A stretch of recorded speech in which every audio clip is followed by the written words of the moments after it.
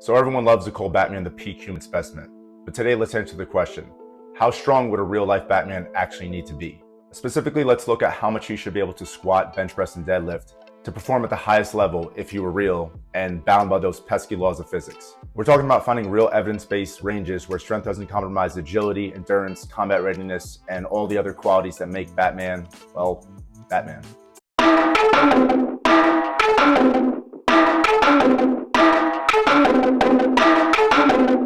Now, I've had a few requests to expand on my How Big Would a Real Batman Be video and turn it into a series, and I aim to entertain. So here's my take on how Batman's strength would stack up in the real world. So I'll break down the numbers, the research, and the logic behind his ideal strength benchmarks. Plus, we'll explore not only why being too strong in the gym might work against him, but also where his optimal strength threshold would land based on his body weight. We've all seen Batman lifting a shit ton of weight in the comics and some of his live action portrayals. And while he's also frequently shown doing impressive body weight, gymnastic, and endurance training, there's always plenty of discussion about his barbell power lifts. Comic book creators almost always include scenes of Bruce lifting heavy barbells during those sweet training montages. Now, first, let me tell you what this video isn't about. This isn't going to be a debate over whether Batman should be training the big three lifts, the squat, the bench press, and the deadlift, or if his time would be better spent focusing on other, more so-called functional training methods. Instead, this is an analysis of just how strong he would need to be in these lifts, assuming he did in fact choose to include them in his training. For each lift, we'll take a look at what he's shown doing in these comic or live portrayals, and then dive into the minimum and maximum strength thresholds a real-life Batman would need to hit based on evidence and expert opinions. The goal is to determine how strong is strong enough for him to excel without over-prioritizing powerlifting and sacrificing his agility, endurance, and overall versatility. So let's start with the squat. Why would Batman need to be able to squat heavy weight? Well, it's pretty straightforward. He needs a strong lower body and core to carry all the heavy armor and gear while scaling buildings and pulling off insane acrobatics. The right power to weight ratio is necessary for running fast, moving quickly, jumping high and far, and delivering those hard, devastating kicks. Training the back squat can help build the strength needed to carry heavy loads, generate explosive force, and maintain stability during high-impact movement. Now, just so there's no misunderstanding, this isn't an argument that a real-life Batman must necessarily regularly train heavy standard barbell squats or max out on them. Plenty of high-performing athletes can put up impressive back squat numbers even though their primary training methods involve single leg variations or entirely different lower body strength exercises and methods. Yes, strength is specific to the skill and mechanics of a lift, and mastering the barbell squat does require some focused practice. But Batman could absolutely develop the lower body strength necessary to hit an optimal squat range using alternative methods, provided he trains with the squat as a benchmark strength standard, whether integrated into his program or reserved for occasional testing. What I am addressing here is the level and specific range of lower body strength Batman would need to operate at his peak based on strength standards observed in athletes and tactical operators with comparable physical demands. Whether the squat serves as a testing measure or a periodic component of his training, the focus here is determining what his ideal squat to body weight ratio should be, balancing raw strength with agility, speed, and endurance. Now, looking at the source material, to be fair, there aren't any comic panels showing Bruce doing back squats specifically. That said, in Batman Odyssey issue 2, he does claim to leg press 2,500 pounds while uncoupling 2 trained cars. But back in 2012, the Batman Files, a DC officially licensed book, was published, and in it there was a section of his training routine and diet. Now, I will not be going to the tomfoolery of the workout routine in its entirety, but Bruce's training log records him squatting 525 pounds for 10 sets of 5 reps. Using a commonly used and surprisingly accurate 1 rep max calculation, this would estimate his max to be around 612 pounds. But considering he's logging multiple sets at that weight, it's likely even higher. In live action, we've only seen one depiction of Batman squatting, by none other than Batfleck himself in Batman vs Superman. Assuming the bar and plates are standard weights, a 45-pound bar and 45-pound plates, and factoring the chains attached to each side, about 40 pounds each, he appears to be squatting around 845 pounds, which is even more ambitious than the number we got from the Batman Files. So where does that leave us? The real question is, what's the minimum squat strength Batman would need to meet his performance demands? And what's the maximum strength he could push to before it starts working against him? Well, based on studies with elite athletes with similar needs for strength and agility, a squat in the range of 1.5 to 2.5 times body weight is a preferable range. Research published in the Journal of Strength and Conditioning Research found that squatting around 2 times body weight maximizes sprint and jump performance without negatively affecting mobility. And other evidence taken through observation and testing by sports scientists and respective strength and performance coaches suggests that this range represents a good balance between strength and explosive lower body power, and that athletes with squats in this range can generate maximum power for sprints, jumps, and combat situations without losing agility. But that brings us to the burning question. Why not go heavier? What's wrong with Batman being stronger? Some of you may think it's obvious, but others may be questioning the top of this range. Studies in the Journal of Sports Science and Medicine have shown that while increasing squat strength beyond 2.5 times body weight does improve raw power, obviously, it comes at a cost. The training needs to hit those numbers demands a high degree of specificity that could limit Batman's ability to develop other crucial attributes like speed, movement efficiency, and conditioning. And even if we take the barbell squat out of the equation, pushing lower body strength past this threshold, no matter the method, can have diminishing returns for the relative strength, explosive power, and high endurance he needs for the athletic demands of scaling buildings and engaging multiple enemies. Pushing his strength beyond a certain point would likely hinder his ability to sustain peak performance over time. Greater maximum strength doesn't automatically mean improved explosiveness or speed. Jumping, sprinting, and punching require Batman to be highly explosive, which is better developed and maintained through plyometric exercises and drills, once a solid strength foundation is in place. Research shows that athletes who incorporate plyometric training outperform those who focus exclusively on heavy lifting and metrics of power and speed. So what does that mean in terms of actual numbers? If you use DC's official weight for Batman at 210 pounds, his 1 rep max squat range would fall between 315 and 525 pounds. And using my much debated real life Batman model at 235 pounds, his optimal squat range would be roughly 353 to 587 pounds. Admittedly, that's a pretty broad range, but I think it serves a practical purpose. This flexibility allows him to adapt his strength to complement his other abilities, ensuring it works synergistically with his speed, agility, endurance, and combat skills. Rather than pursuing maximum strength at all times, his goal would be maintaining enough lower body strength and power to meet his needs for overall performance. Okay, let's move on to the bench press.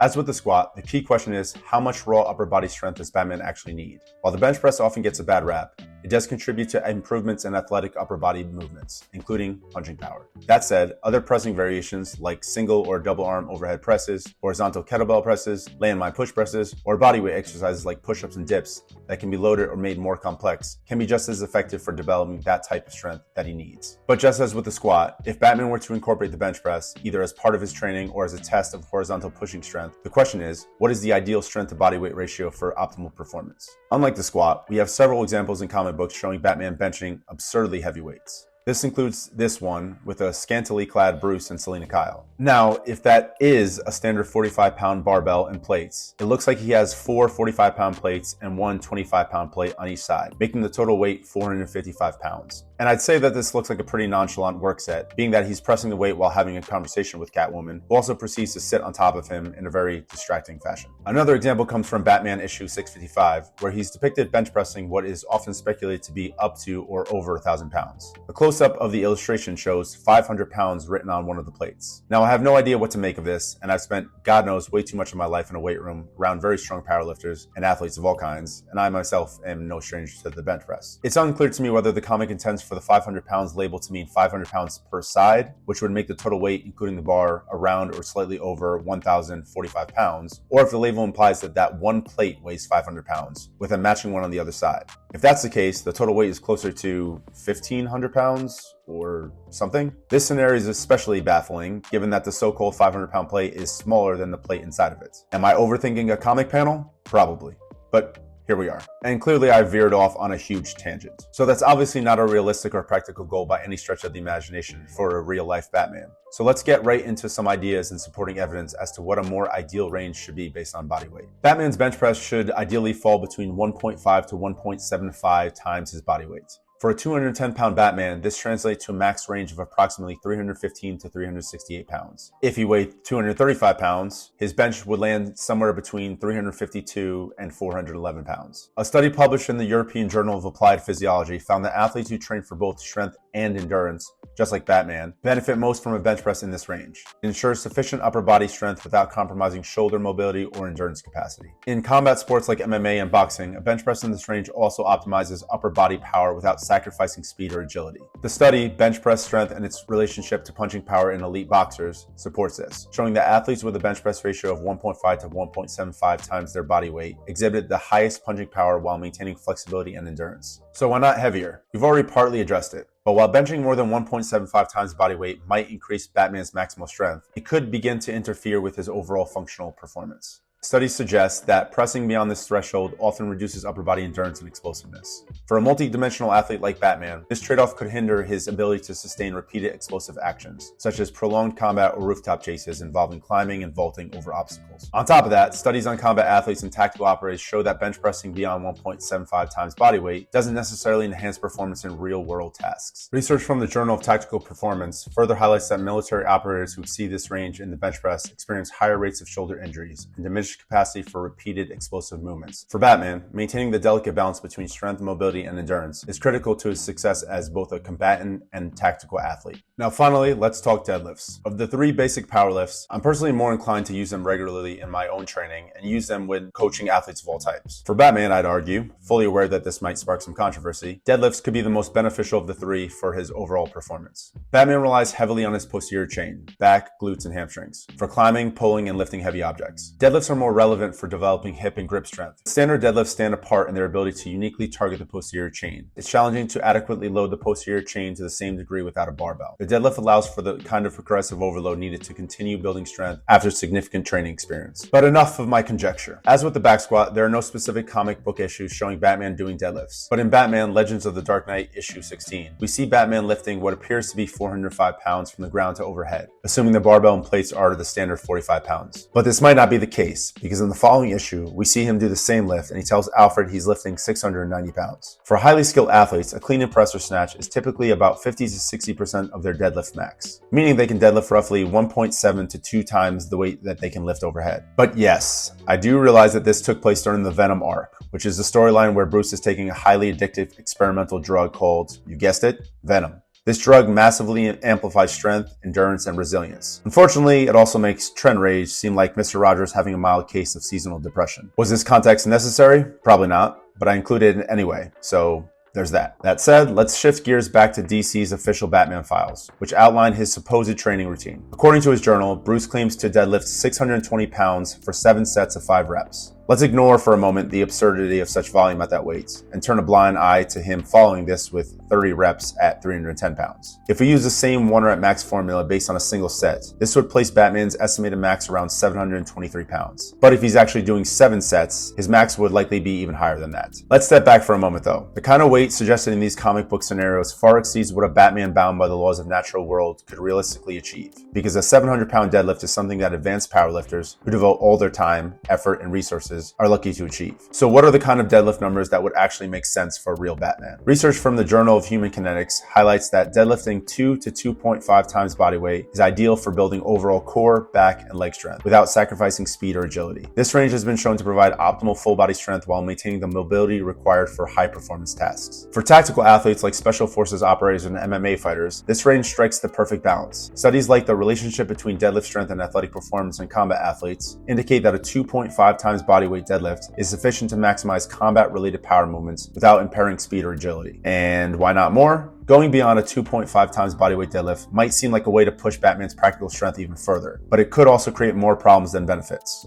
Research shows that overdeveloping strength in bilateral or two-limbed, linear, straightforward movement patterns, like the deadlift, can lead to imbalances in stiffness, which would interfere with the multi-dimensional agility Batman needs. Remember, he must be powerful and strong in all planes of movement. Special forces operators who need to balance strength with endurance have been shown to typically deadlift in the 2 to 2.5 times body weight range. Going beyond this threshold leads to diminishing returns, as it requires more recovery time and reduces energy availability for high-intensity tasks like sprinting, climbing, and fighting. Now, despite all the references I included to find the maximum range Batman could push his strength to, I firmly believe a real Batman wouldn't aim to push to the maximum limit, as it would likely be detrimental to his recovery, other physical attributes, and time management in training. While it's possible he could have built up to these numbers during his years training before putting on the cowl, maintaining very high levels of strength can be increasingly challenging over time. Even though it requires less effort to maintain strength than to build it initially, the more strength you have, the harder it becomes to sustain. So my thought is that he'd try to maintain strength within the mid to lower end of the range we discussed for the squat. If we're talking DC's official canonical body weight for Batman, I think he should be able to squat somewhere between 2 times to